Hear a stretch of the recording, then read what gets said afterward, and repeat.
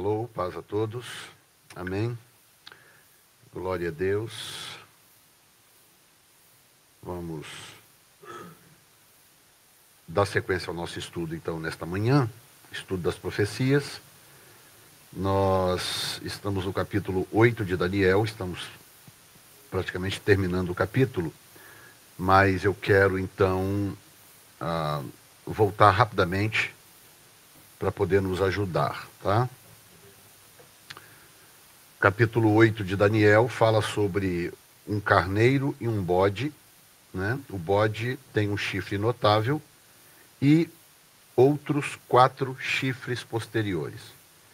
Esse bode representa a Grécia, o chifre notável é o imperador Alexandre o Grande, os 4 chifres que surgem posteriormente são os 4 generais de Alexandre, né? Ptolomeu, Seleuco, Lisímaco e Cassandro. E, portanto, o carneiro é a Pérsia e o bode é a Grécia. Isso tudo nós já vimos, então eu estou apenas repassando para as próximas informações não ficarem estranhas. Ok? Alexandre o Grande e o chifre notável. A Pérsia, um carneiro com 2 chifres. Essa informação é importante, vocês vão ver daqui a pouco, né? O carneiro, ele não é outra coisa senão um cordeiro adulto, tá? Eles são o mesmo animal. A diferença é a idade, ok? Depois nós temos os 4 generais de Alexandre, Seleuco, Ptolomeu, Lisímaco e Cassandro.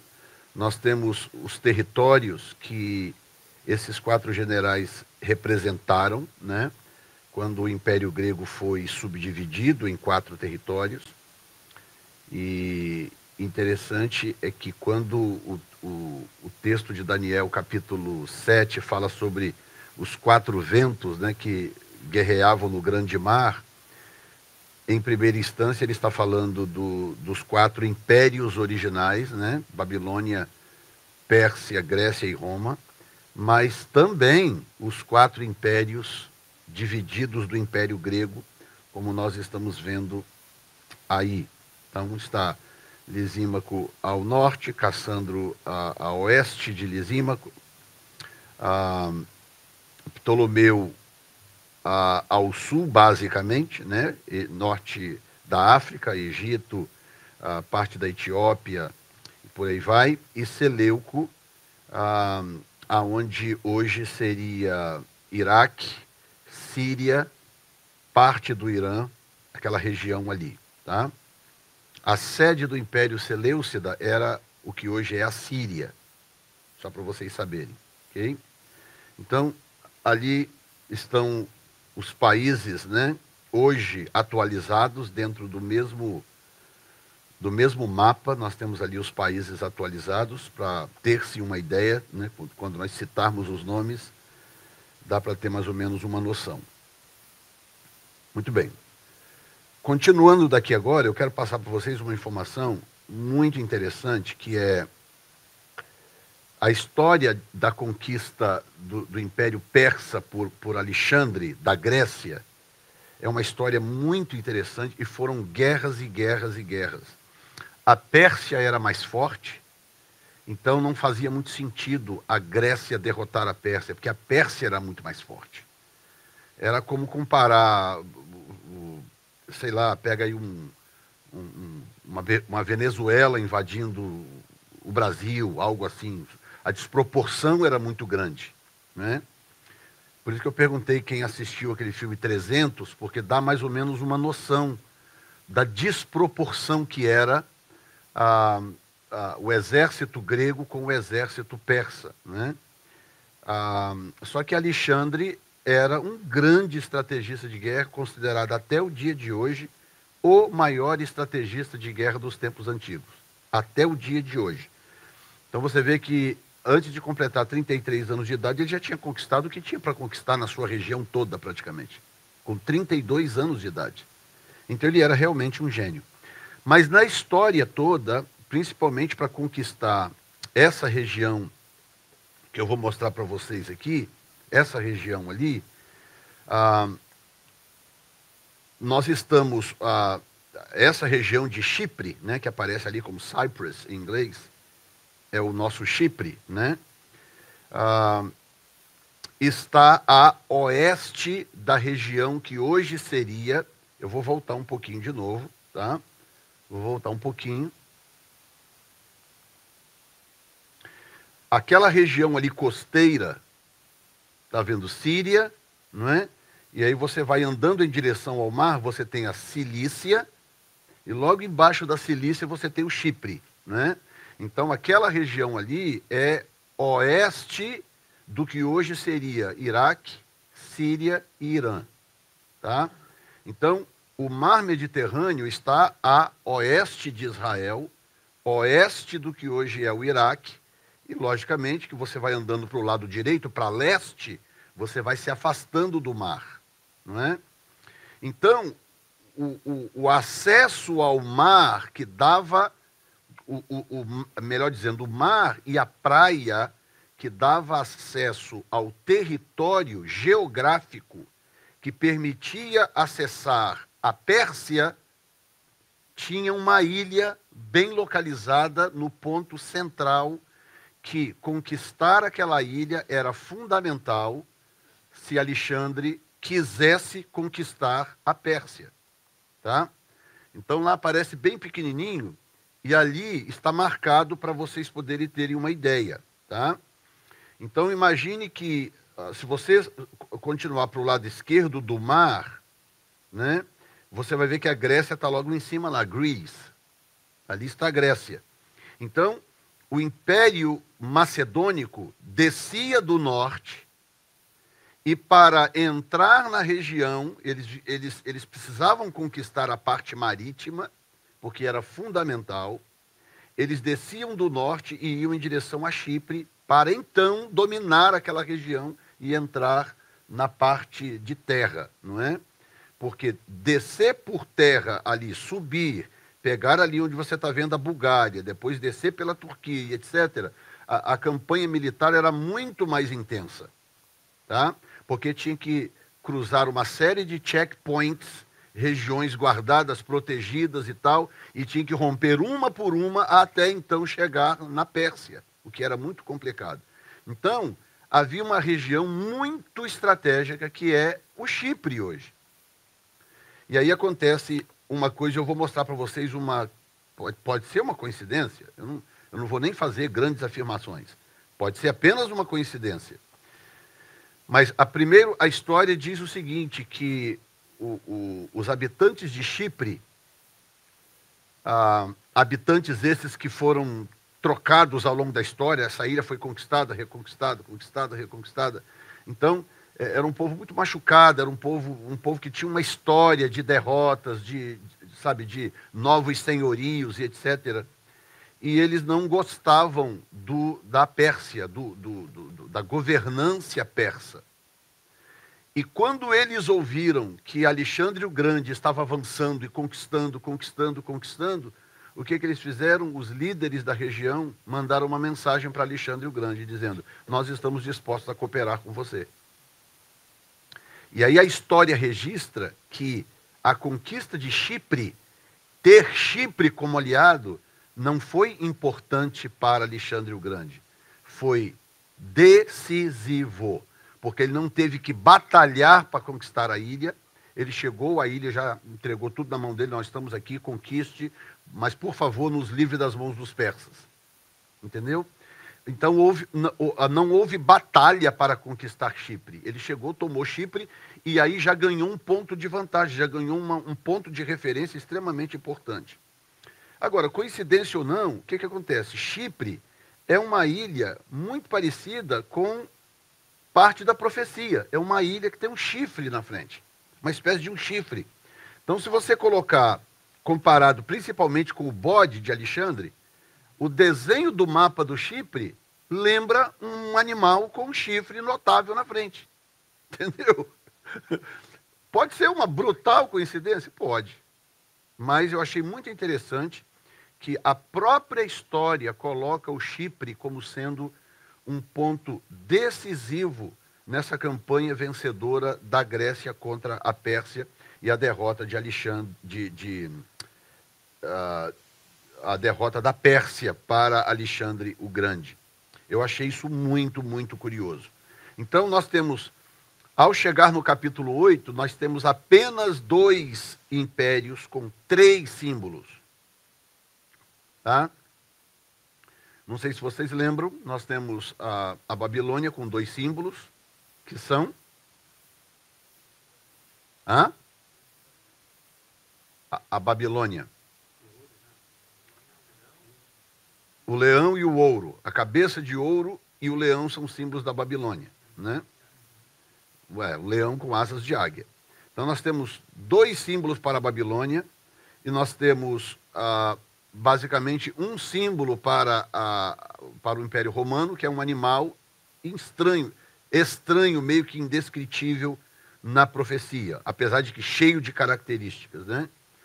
E nós temos a Pérsia e a Grécia que aparecem e ganham um simbolismo extra. Então agora escute isso aqui. Nas profecias, nada é por acaso. Nada aparece nas profecias por acaso. Não tem algo que você lê e passa batido porque, sabe, não tem importância. Isso não existe em profecia. Tá? Em profecia, tudo tem uma razão de ser. Então, o que a maioria dos estudiosos, e eu concordo, pensam, entendem, é que ao adicionar um simbolismo extra para a Pérsia e para a Grécia, é como se Deus estivesse dizendo, ok, prestem atenção nos outros, mas prestem atenção dobrada nesses 2. Tá? Então Deus vai e adiciona um simbolismo. Então nós temos 2 simbolismos biológicos, né, 2 animais, e nós temos um simbolismo mineral, um metal, né? Então, o peito de prata, o urso e o carneiro representam o mesmo reino, o que nos ajuda a compreender esse império por causa das características do mineral e dos animais, não é? Então, rapidamente, vamos entender aqui algumas coisas, né? Já falamos do peito de prata. Primeiro que a prata tem menos valor intrínseco do que o ouro. A Babilônia é a cabeça de ouro. A Pérsia é o peito de prata. Então, em primeiro lugar, a característica do metal. Tá? A prata tem menos valor intrínseco do que o ouro, mas a prata é mais, por ter menos valor, ela é mais abundante, e ela era muito mais usada no tempo antigo como moeda, como coin, moeda. Tá? Uma moeda de ouro, que também existia naquela época, era muito raro, as pessoas comuns nem acesso tinham. Tá? Eram moedas de altíssimo valor que só circulavam entre a nobreza. A prata, por ter menos valor e ser mais abundante, ela permeava o mundo daquela época. Então, a moeda mais comum naquela época era a prata. Em seguida vinha o bronze, que é bem mais barato e também mais comum, mas porque tinha pouco valor, muito pouco valor, então era mais para moeda de troca, para dar troco. É como o penny hoje. O penny é bronze, né? É metal, né? Então, você usa penny para quê? Só para dar troquinho, para não ter que dar bala, né? Como faz no Brasil, né? Ah, está aqui o seu troco, R$3 e 8 balas, né? O penny só serve para isso. Naquela época também, né? Moedas de latão não servia para absolutamente nada, a não ser para dar troco. Então, qual era a moeda que realmente governava o mundo? A prata. Então, isso mostra que, embora a Babilônia fosse mais sofisticada, embora a Babilônia tivesse mais valor intrínseco em si mesmo, foi um dos impérios mais ricos, mais prósperos da história. Então, embora a Babilônia tivesse mais poder intrínseco, mais valor intrínseco em si mesmo enquanto império, muito poderoso, muito abundante, a Pérsia expandiu muito mais o território, dominou aquilo. A Pérsia era mais abundante, então quando ela conquistou o território babilônico, eles já tinham aquele território conquistado e um território ainda muito maior. Tá? A Pérsia ganhou mais territorialmente. Número 2 é o peito que é de prata. Peito fala de coração, a região do coração. Portanto, aponta para sentimentos, para emoções, para sacerdócio, né? Peitos e braços, já falei sobre isso. Essa era a região principal do trabalho sacerdotal. O sacerdote basicamente trabalhava com as mãos e com os braços, né? E o sacerdote é aquele que representa o homem diante de Deus, enquanto que o profeta representa Deus diante dos homens. Então, o sacerdote lida muito com as questões emocionais, as questões da alma. Então, peito de prata aponta para algum tipo de sacerdócio que o Império Persa executa dentro da estrutura anticristo que vai surgir no futuro. Tá? Então, quando o Apocalipse 13 fala sobre o animal que representa o Império Anticristo, que ele diz que ele é semelhante ao leopardo com pés de urso, né? O animal é semelhante ao leopardo, os pés, as patas são de urso, né? E a boca é de leão. Então nós temos um animal que parece com um leopardo, então nós começamos por aí. O animal se parece com um leopardo. O leopardo é símbolo da Grécia. Então, o Império Anticristo que se levanta no final, a sua semelhança começa com o animal que representa a Grécia, o Império Grego. E aí eu repito, eu não me canso de repetir isso. Não pense na Grécia de hoje, pense sempre na Grécia imperial daquela época. Tá? Ou seja, o território era outro. Ok? E a boca é de leão, o que há coerência, porque o leão é representado pela cabeça de ouro lá na estátua, a boca fica na cabeça, e os pés de urso, o que coloca diretamente a Pérsia no sistema. Agora escute bem, a Bíblia diz: quão formosos são os pés daqueles que anunciam as boas novas. Então, pés na Bíblia representa precursão, representa a missão de ir e anunciar alguma coisa. Os pés representam isso. Então, não é por acaso que o sistema bestial tem pés de urso. Então, eu vejo aqui, não sei se é só eu, e vocês sabem, profecias são muito... profecias têm vida própria, né? Então, não é porque você entende algo que tem que ser aquilo. Pode ser que lá na frente você mude de ideia. É possível isso. Tá? Então, arrogância na profecia é um desastre. Entendeu? Não cabe gente arrogante no estudo de profecia. Você tem que sempre deixar a fresta da porta aberta. Sempre. Mas eu enxergo coerência aqui. Porque os pés do urso na besta, que fala da capacidade de anunciar alguma coisa, de precursão, não é? De ser precursor de alguma coisa, tem muito a ver com o peito e os braços da estátua. Porque, de novo, fala de sacerdócio. Aponta para o sacerdócio. Então, é como se o texto estivesse dizendo o seguinte: olha, muita coisa relacionada ao império do anticristo que acontecerá no final poderá, agora eu estou dizendo, poderá ser anunciado pela Pérsia. A Pérsia pode ser um instrumento que vai pré-anunciar essas coisas. Tá? Agora, coincidência ou não, que eu acredito não ser coincidência, se você pegar aí os vídeos, por exemplo, do Mahmoud Ahmadinejad, o ex-presidente do Irã, né, que era um cara, para você ter uma ideia, aquele repórter da Globo, o William, um que saiu da Globo, que fazia o Jornal das 11, lembra? Fazia o Jornal da Globo. William Vac. O William Vac foi lá no Irã entrevistar o Mahmoud Ahmadinejad. Deve estar aí na rede, se você pesquisar, você vai achar. O único repórter brasileiro que sentou com o Mahmoud Ahmadinejad e o entrevistou. Tá? Por cerca de, sei lá, quase uma hora de entrevista. E aí ele depois emitiu uma nota. Ele fez um comentário dizendo que ele nunca viu na vida dele um ser humano com um olhar tão frio quanto do Mahmoud Ahmadinejad. Diz o William Vac, que não tem nada de crente, imagino que nem acredite na Bíblia, em nada, o próprio cara disse, o olhar dele é escuro, o olhar dele é negro, ele tem um olhar frio, é um homem completamente frio. Não sei quem acompanhou, né, essa época, você vai ver que o Mahmoud Ahmadinejad, ele passou 1 ou 2 mandatos, agora não me lembro, basicamente anunciando a chegada do Messias do Islã. Né? Ele ia para a ONU.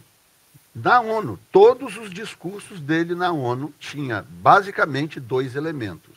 Número 1, a destruição de Israel, e número 2, a manifestação do Mahdi, do Messias do Islã, que viria para destruir Israel e para estabelecer um período de paz na terra. A profecia islâmica do Mahdi, do Al-Mahdi, diz que esse personagem, essa é a profecia islâmica sobre o assunto, diz que esse personagem, o Al-Mahdi, que é o 12º imam em árabe, dentro do Islã, é mais ou menos a palavra que nós usaríamos para profeta para nós. Pode ser usado como profeta, como sacerdote, e até alguns dizem até como pastor. Né? É uma palavra que significa várias coisas. Então, quando Maomé morreu, vários vieram após dele como se fossem substitutos do legado de Maomé. Tá? O 11º tinha um filho. Esse filho era considerado um escolhido de Alá para dar sequência ao que eles acreditavam que o Islã representava para o mundo. Tá? Só que havia já uma guerra estabelecida entre xiitas e sunitas, e aí os xiitas perseguiam esses imãs dessa linhagem para matar. Então, para poder salvar a vida desse 12º, o que o pai fez? Pegou o menino, ainda pequenininho, levou ele para algum lugar distante, escondeu ele numa caverna, alegando que Alá iria sobrenaturalmente cuidar do menino. Largou o menino lá numa caverna e subiu. Logicamente, esse menino morreu de fome lá em algum lugar, né? A ossada dele deve estar por aí. Mas a profecia diz que, quando o pai largou o menino na caverna, Alá tomou o menino para si. Assim nasceu a lenda e a profecia do 12º imã. O 12º imã é, na profecia islâmica, o Mahdi. Né? E aí eles estão esperando que venha o Mahdi, o 12º imã, que está guardado por Alá para um tempo específico. Quando ele vier, ele vai dominar a terra por 7 anos, ele vai matar os judeus e ele vai submeter toda a terra ao domínio de Alá. Ou seja, está muito parecido com uma profecia que a Bíblia diz. Parecido demais. Então, e qual é o país que se propõe, se preocupa em anunciar isso abertamente hoje? A Pérsia. Que coincidência. É exatamente a Pérsia. Porque a Pérsia, que é o Irã de hoje, não sei se eu falei para vocês sobre a Revolução, falei, né? Acho que no segunda aula, né? Falei sobre a Revolução Islâmica. Sim ou não? Falei ou não? Não é possível. É que vocês não lembram, né? Se o tempo passa, vocês não lembram de nada. Ou talvez não falei, né? Acho que eu não lembro, sinceramente. Mas, se não, eu posso falar depois sobre isso especificamente. Hã? Meu filho, eu é que não vou lembrar mesmo. Eu é que não vou lembrar mesmo.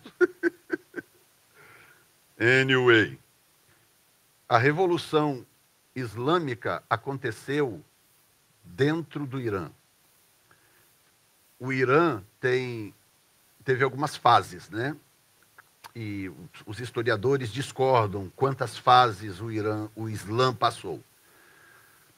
Mas se nós fôssemos resumir o Islã em 2 fases, nós teríamos antes de 1979 e depois de 1979. Porque em 1979 houve uma revolução no Irã. que o Irã era um Estado secular com a religião islâmica predominante. Então eles tinham os reis, que eram chamados de Shah, né? O último foi o Shah Reza Pahlavi, o último imperador do Irã, da Pérsia, inclusive. By the way, Irã é um nome dado pela Inglaterra, tá?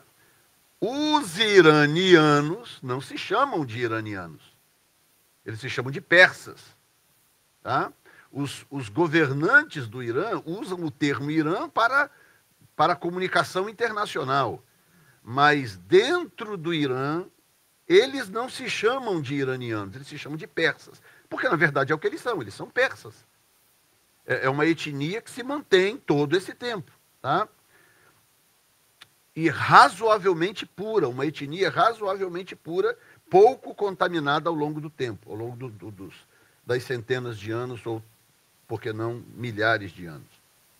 Então, o curioso é que essa Revolução de 79 reformulou o Islã porque trouxe algumas características. Em primeiro lugar, converteu o Estado persa num Estado islâmico. Tá?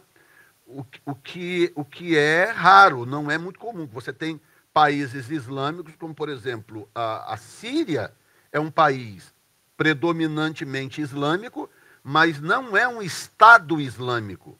É predominantemente islâmico.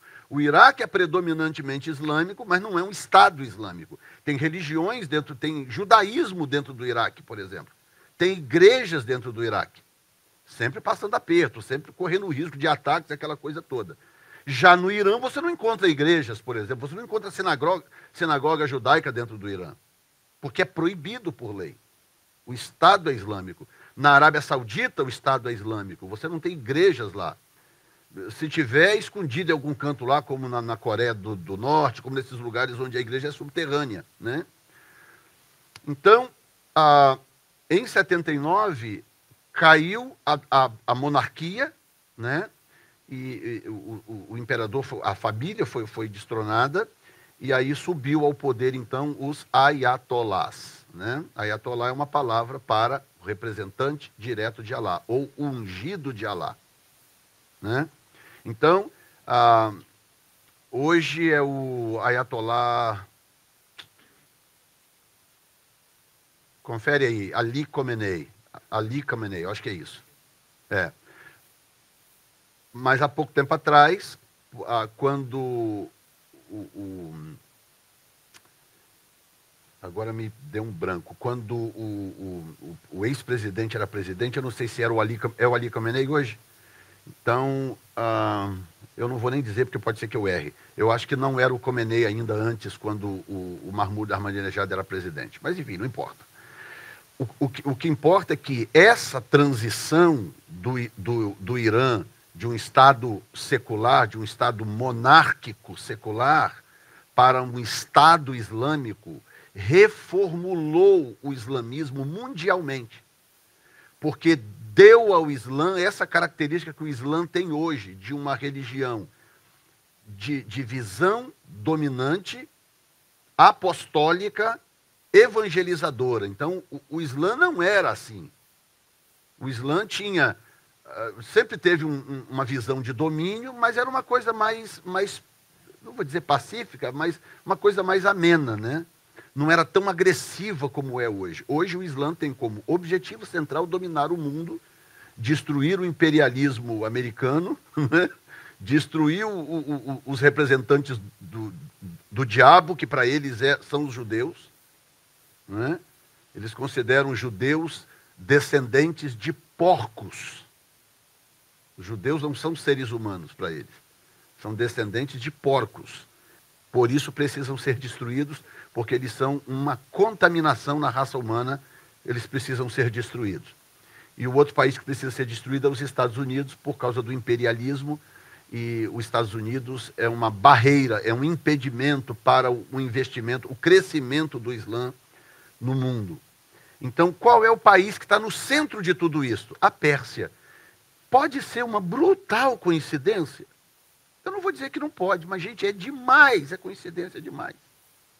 Que a Pérsia, nas profecias, ocupe exatamente uma função de sacerdócio e que hoje a Pérsia seja exatamente o sacerdócio do Islã. Referência do Islã mundialmente é a Revolução de 79 do islamismo na Pérsia. Tá? E a Grécia nós temos o bronze, lombos de bronze, o leopardo e o bode. E nós temos, primeiro, os lombos fala de reprodução, né? Os lombos é essa região, daqui até aqui, são os lombos. Reprodução, é onde estão os órgãos reprodutores, tanto do homem como da mulher. Então, quando a Bíblia mostra na estátua a Grécia como sendo lombos, independente ainda de ser bronze, mostra que a Grécia tem esse poder reprodutor. O que faz coerência com Apocalipse 13. E se levantou do mar uma besta semelhante ao leopardo. A besta podia ser semelhante ao leão, com uma boca de leopardo, com um rabo de leopardo. Não, a besta é igual ao leopardo. A besta é semelhante ao leopardo e tem boca de leão e tem pés de urso. Então a primeira coisa que João notou na visão é que a besta se parece com a Pérsia, com a Grécia. Primeira coisa que ele viu na visão. Eu vi na visão uma besta, se ele fosse traduzir em palavras, eu vi uma besta que se parece com o Império Grego. Parece com a Grécia, entendeu? E o curioso também é que ele não diz que a besta era semelhante ao bode, e isso também faz uma diferença. Porque se você olhar o bode no capítulo 8, ele aparece nas profecias como terceiro elemento da Grécia para falar de governo, de imperialismo. Então o bode entra porque ele vai falar dos reis, dos imperadores. Então o bode representa a Grécia, sim, de um modo geral, mas no que diz respeito à ascensão dos seus imperadores. Tá? Já o leopardo se refere ao império como império, territorialmente e até etnicamente falando, o leopardo representa o império como um todo. Percebe a coerência do texto bíblico? Então ele diz, olha, era semelhante ao leopardo e não semelhante ao bode. Porque se ele falasse bode, continuaria sendo Grécia. Só que mudaria a tônica, mudaria o foco. Estão entendendo? Estão entendendo? Então, não, é semelhante ao leopardo. Então, os pés são de urso e a boca de leão, tá? Então, nós temos algumas questões. Primeiro, o verso 8, de Daniel 8, e o capítulo 8 é um pouco complicado mesmo, tá? Então, pelo jeito, nós vamos ficar nele ainda mais um pouco. Diz, e o bode se engrandeceu em grande maneira, mas estando na sua maior força, aquela grande ponta foi quebrada, Alexandre o Grande. E subiram no seu lugar 4 também notáveis para os 4 ventos do céu. Diga 4 ventos. Eu já dei uma palavrinha sobre a questão dos 4 ventos, mas nós temos algumas vezes na Bíblia que aparece a expressão 4 ventos. 2, 4, 6, 8, 10, 11 vezes aparece na Bíblia a expressão 4 ventos. Tá? Vamos eliminar Mateus e Marcos, que estão no Novo Testamento, e vamos ficar com os outros 9. Os outros 8 do Velho e Apocalipse do Novo Testamento. Vamos deixar de fora Mateus e Marcos por enquanto. Por quê? Porque um dos argumentos dos pós-tribulacionistas, daqueles que acreditam que a igreja tem que estar aqui para a grande tribulação, é Mateus 24, 31. Né? Não precisa colocar ali, eu vou ler diretamente aqui. Se você tiver Bíblia aí, abra também. Aí eu vou te mostrar como que a confusão é formada quando você ignora contextos. Quando você pega textos proféticos, ignora o contexto e faz conclusões daquilo. Tá? Versículo 29 diz assim, logo depois da aflição daqueles dias, portanto da grande tribulação, o sol escurecerá, a lua não dará sua luz, as estrelas cairão do céu e as potências dos céus serão abaladas.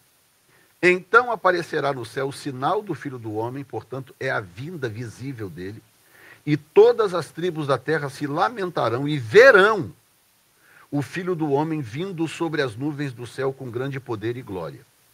Aí o verso 31 diz: e ele enviará os seus anjos com rijo, clamor de trombeta, os quais ajuntarão os seus escolhidos desde os quatro ventos, de uma a outra extremidade dos céus. Aí os pós-tribulacionistas dizem: olha aí, está vendo? Ó? O arrebatamento acontece no final da grande tribulação. Jesus está voltando depois das aflições daquele dia, ele volta de forma visível, todas as tribos da terra o verão, e é só aí que ele está reunindo os seus escolhidos dos quatro ventos. Então eles pegam esse texto, isolado do resto do histórico bíblico, e querem dizer que esses escolhidos são a igreja. Entendeu? Então, uma das máximas, quando você estuda a profecia, uma das máximas, ou talvez a maior das máximas, é: olhe sempre o contexto. Porque Deus não tem nenhuma intenção de te confundir. Quando você está... Aquele livro, né, God's Chasers, Os Caçadores de Deus, não sei quem leu aquele livro, tremendo, né, do Chaney, Tom Chaney, exato. Ele falando sobre os rastros de Deus, que às vezes nós, como igreja, passamos muito tempo seguindo os rastros de Deus, mas nunca encontramos a Deus, né? Ele leva nessa direção, mas eu lembrei por causa disso, que nas profecias, o que Deus fez para nos ajudar? Você vê o quanto que profecias é um assunto complicado? É um assunto complicado, você precisa estudar isso anos, né? Então o que Deus fez para nos ajudar? Ele estabeleceu rastros, ele deixou uma trilha para você seguir. Tá? Aí você vai estudando, opa, peguei uma pegada daqui, tem outra pegada ali. Opa, aí quando você chega lá na frente, você está seguindo as pegadas, aí você descobre que o negócio está lá na frente, ou seja, então as pegadas estavam lá para te confundir, não para te ajudar. Se as pegadas estão indo nessa direção, mas a mala com o tesouro está lá naquele canto lá, então as pegadas serviram para quê? Para nada. Estão entendendo? Então você vai lendo profecias, você vai vendo as pegadas, né? Você vai vendo as pistas que aquelas profecias vão te dando. Então você vai angariando informações e você vai formando um contexto. Entendeu? E aí os pós-tribulacionistas, eles ignoram completamente o contexto. Que o contexto é qual? Esse que está aí.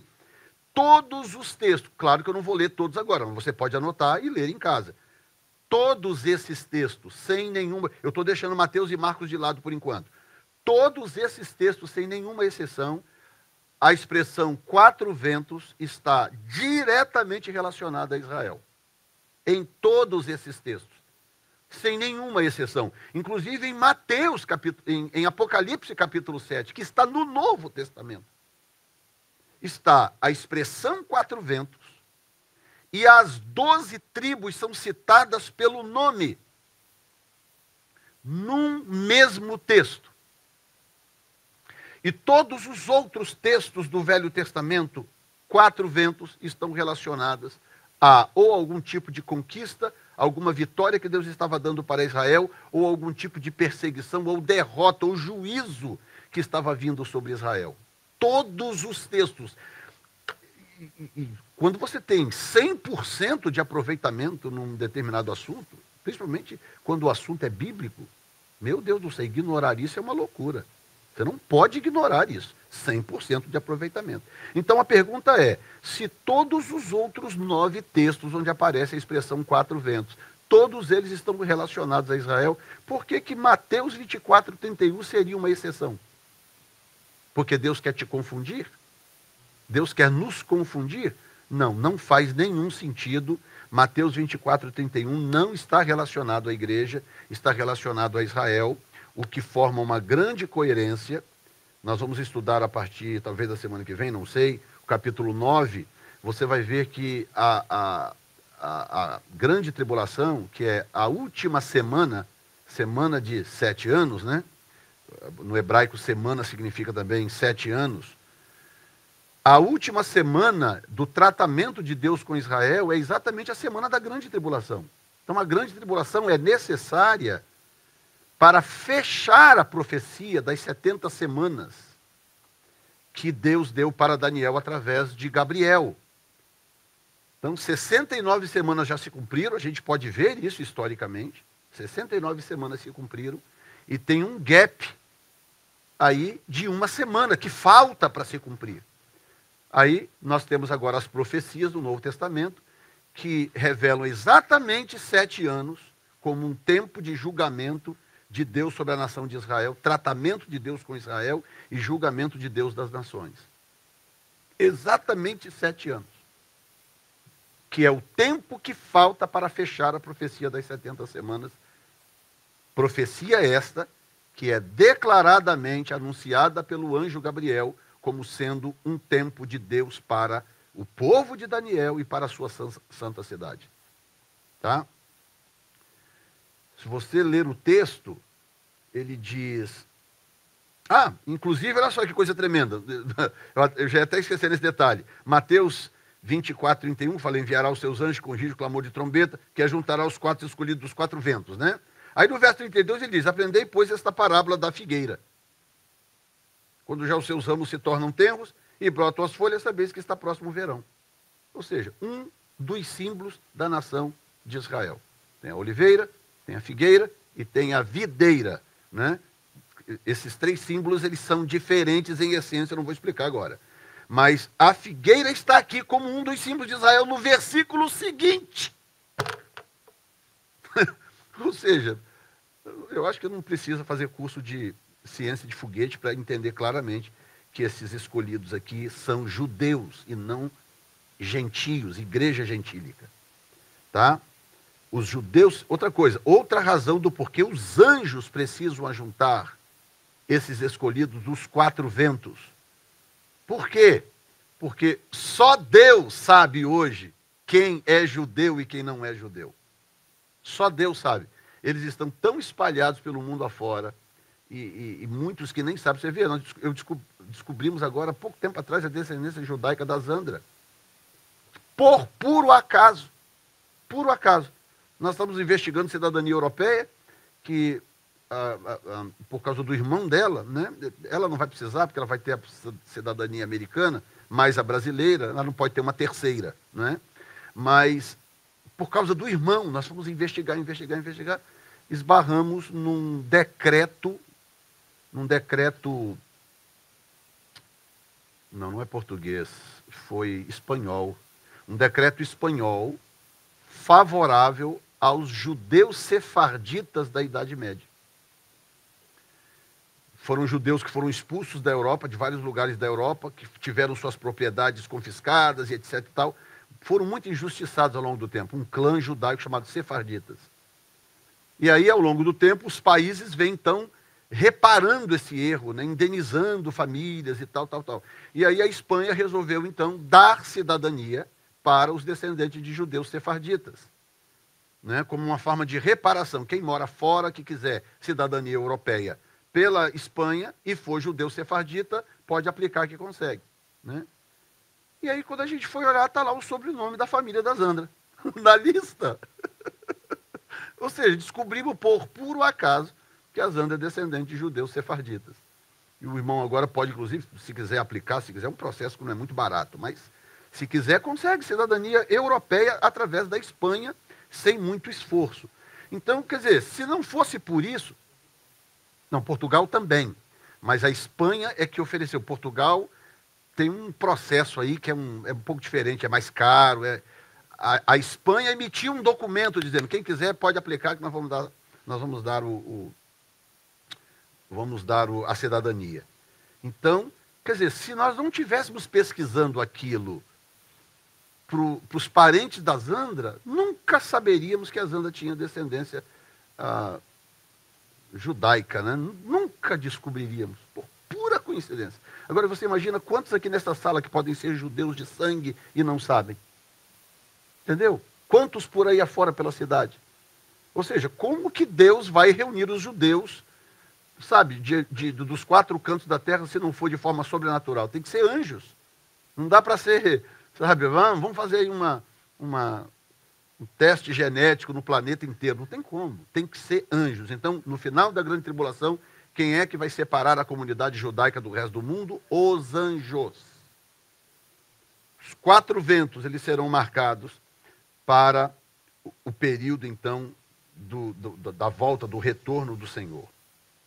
Faz sentido para você? Sim ou não, gente?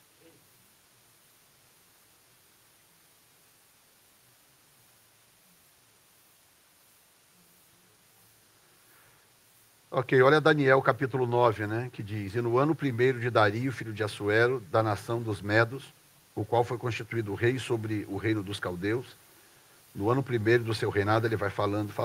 Quando chega lá na frente, versículo 24, que ele ora, uma das orações mais lindas que tem na Bíblia, aí o anjo vem, verso 23 diz: No princípio das tuas súplicas saiu a ordem, e eu vim para te declarar, porque és muito amado. Toma, pois, bem sentido na palavra e entende a visão. 70 semanas estão determinadas sobre o teu povo e sobre a tua santa cidade. Pronto. O que quer que venha daqui para frente, eu já sei que tem a ver com Israel e Jerusalém. Porque o anjo disse, né? O anjo disse: 70 semanas estão determinadas sobre o teu povo. Quem era o povo de Daniel? Os judeus. E sobre a tua santa cidade. Qual era a cidade de Daniel? Jerusalém. Então, o que quer que venha daqui para frente tem a ver com Israel e Jerusalém.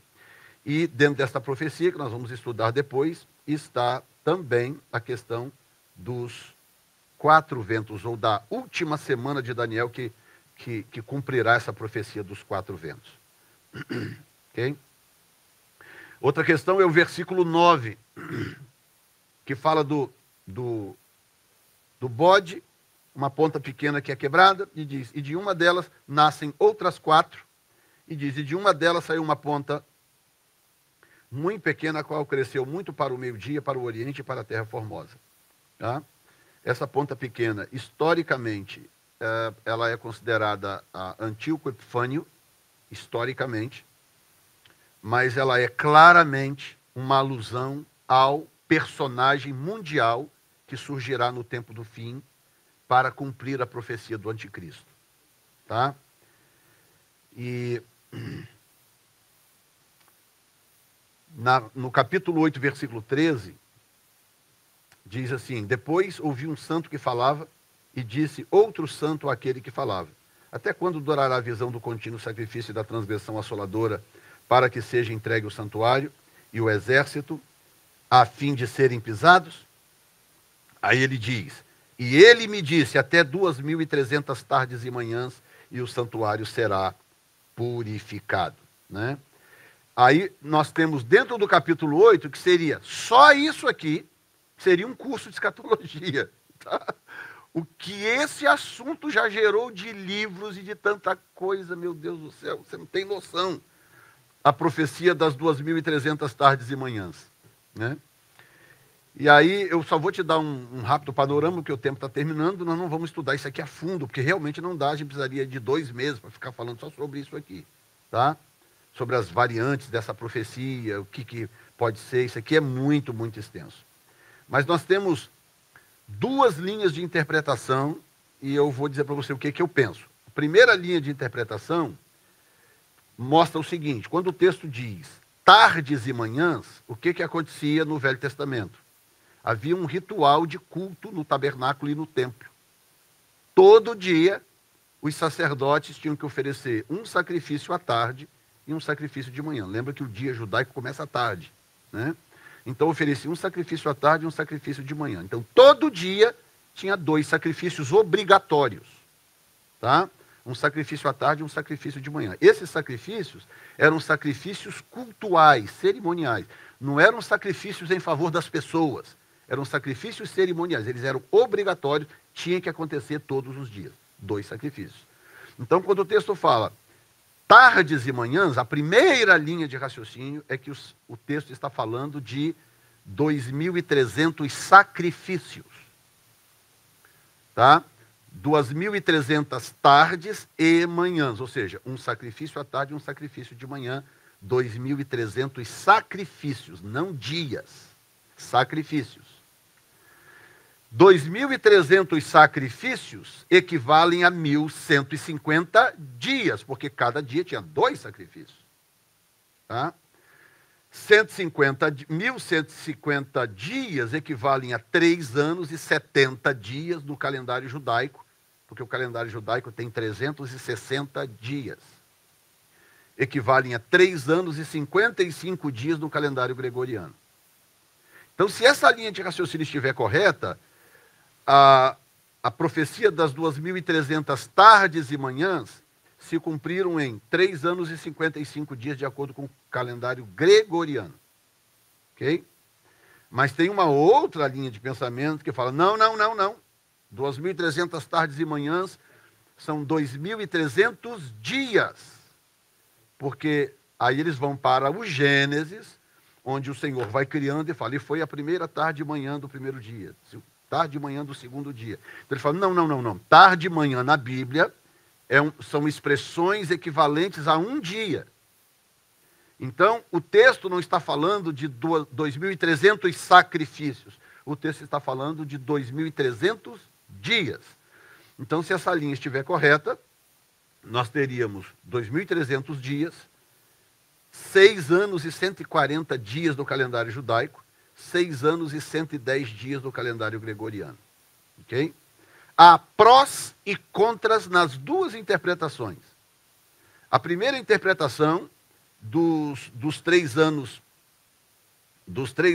e 110, dos 3 anos e 55 dias, eu vou focar agora só no gregoriano para facilitar.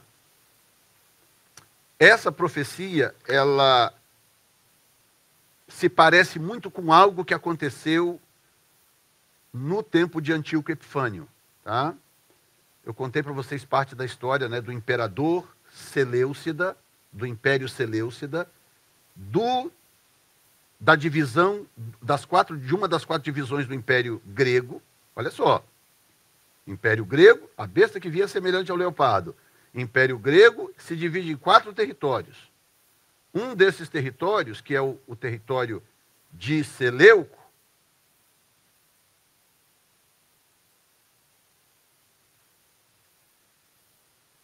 a região que mais deu problema para Israel ao longo da história, Seleuco. Um desses, que é Seleuco, imperador Seleuco, que gerou o Império Seleucida, chegou num cara chamado Antíoco Epifânio. Tá? Esse cara era doido mesmo, endemoniado e doido. Tá? E ele realmente achava que ele era a encarnação de um Deus. E ele exigia que o império o adorasse. Aí já viu, né? Começou o problema, porque os judeus não adoram nada e nem ninguém senão Deus. A princípio, pelo menos. Então, Antíoco falou, não, todo mundo tem que me adorar, porque eu sou Deus. Mas tem um pessoal aí que não vai te adorar, não. Quem são? Os judeus. Eles só adoram, eles são monoteístas. Só adoram Deus.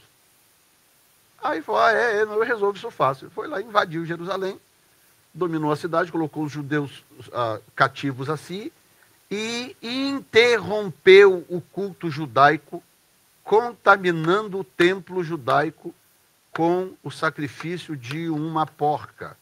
O porco é impuro no judaísmo. Né? O judeu não pode nem tocar em porco, comer muito menos. Né? O que ele fez? Foi lá e mandou sacrificar uma porca no altar do sacrifício no templo judaico, espalhou sangue de porco por todo o lugar e contaminou completamente o lugar. E aí cessou o culto, porque os judeus não podem cultuar. E outra coisa, a purificação do santuário em Israel não é uma coisa simples. Para você purificar um santuário contaminado, você precisa de uma novilha vermelha, que é raríssimo aparecer. Tá? Raro, ela tem que ser vermelha. É uma exigência de Deus. E Deus fez isso, lógico, de propósito. Deus tem razão para isso, né? Mas isso não vem ao caso agora. E aí, meu filho, contaminou o templo, e agora? Como é que descontamina esse templo? E aí foi passando. Coincidência ou não, passaram-se pouco mais de 3 anos. A profecia diz que depois de 2.300 tardes e manhã, então o sacrifício seria, né, a interrupção do sacrifício seria, bom, tem um termo lá, né? Deixa eu voltar lá para o texto que fica mais fácil. Ele diz, depois ouvi um santo que falava e disse a outro santo, aquele que falava, até quando durará a visão do contínuo sacrifício e da transgressão assoladora, para que seja entregue o santuário e o exército, a fim de serem pisados. Por quanto tempo, essa é a pergunta, vai durar isso? Aí diz, até 2.300 tardes e manhãs. Aí os defensores da primeira tese falam, não, isso aqui faz sentido, então, 2.300 sacrifícios, que dá 3 anos e pouco, não é? Que dá 1.150 dias, 3 anos e pouco, então se cumpriu essa palavra profética com Antíoco Epifânio, quando ele profanou o santuário e proibiu a adoração e tal, durou exatamente 3 anos e pouco. Logo depois disso ele foi morto, e aí então os Macabeus, não sei quem conhece a história dos Macabeus, tem 2 livros chamados Primeiro e Segundo Macabeus, não são canônicos, né? Mas são livros históricos, é uma boa história para ler, né? O livro dos Macabeus conta exatamente sobre isso, né? Sobre a revolta dos Macabeus contra nesse período, contra essa história da contaminação. Judas Macabeus, que foi o personagem central dessa revolta, que então conseguiu tomar de volta Jerusalém, tomar de volta a região do templo. Então veio o processo da purificação do templo e tal, e o culto judaico então foi continuado, foi resumido daí para frente, né?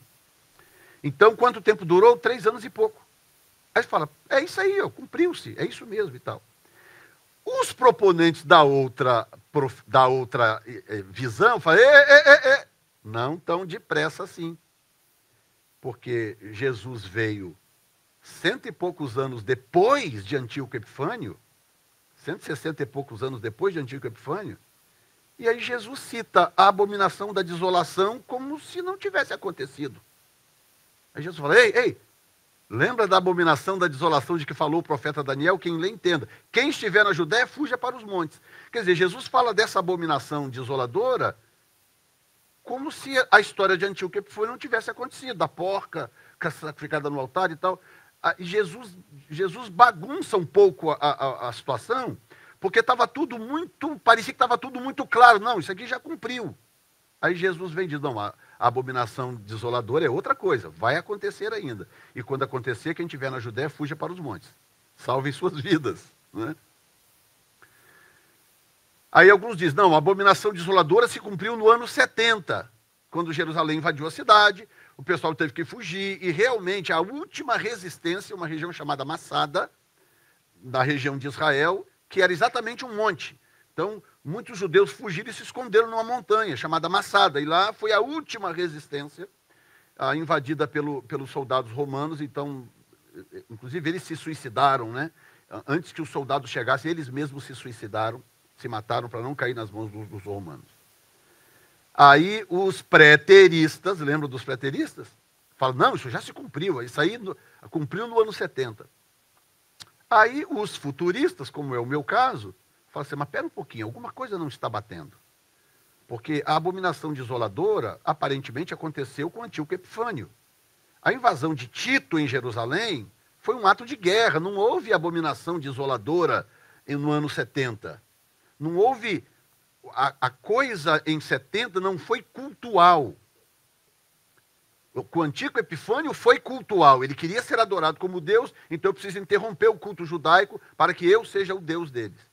No ano 70, não. No ano 70 foi ira romana. Vocês não vão se submeter, não, né? Então nós vamos aí matar todo mundo, destruir a cidade e acabou a bagunça. Então não houve um ato de abominação desoladora no ano 70, como dito por Jesus. Então, se não se cumpriu com Antíoco Epifânio, se não se cumpriu com Tito no ano 70, então isso ainda está para se cumprir. Tá?